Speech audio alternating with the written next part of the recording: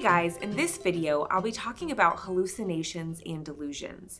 And if your loved one is experiencing this, it might be scary for you or a little frustrating at times because your loved one is seeing something that's not actually there, or they're fixed on a false idea, which again can be frustrating, it can be scary. We can want to correct them, that's kind of our instinct.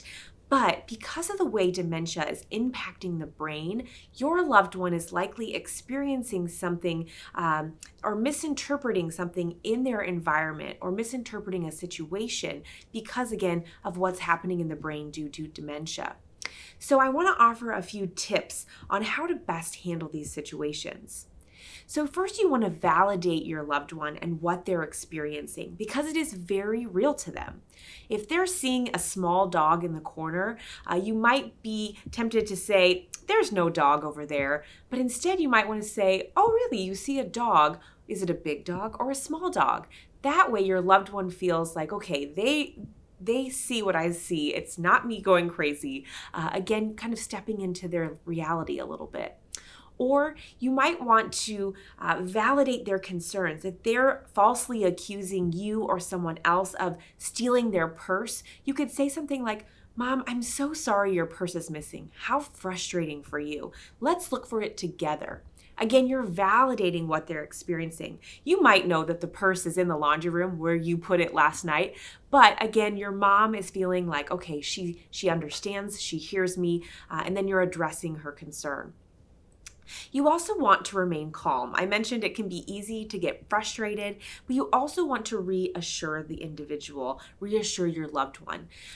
Especially if they think that they're in danger or they're scared, make sure that you say, "I'm here for you, you're safe." Even a little rub on the back or holding of the hand can really be that comforting touch that they need in that moment.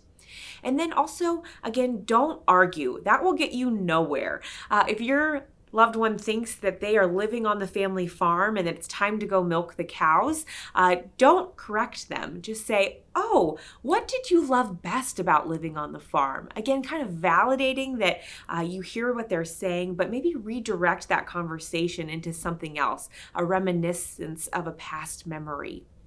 And then redirecting. I feel like I give that tip a lot, but it works in so many situations. So you could quickly validate their experience and redirect them to an activity, a favorite song, something of that nature, just to kind of get their mind off of that hallucination or delusion. And again, step into that person's reality. If you are their daughter, if your mom is saying that you are her grandmother instead of acknowledging you as her daughter, it might be okay to just kind of go with it. Or to say, "What did you love most about your grandmother?" Again, acknowledging that you heard the situation, but redirecting it to a different topic. And finally, you might have to modify the environment if there is something in the room that is triggering a hallucination or delusion, such as the shadows from a plant. You might have to also put on your detective's hat to get to the bottom of a hallucination or delusion. And I have an example of how someone did that. So there was a gentleman who was convinced that there was a stranger in his home, but the family was confused because they checked every closet, around every corner, and the stranger was nowhere to be found. But what they realized is that Dad was seeing himself in the mirror.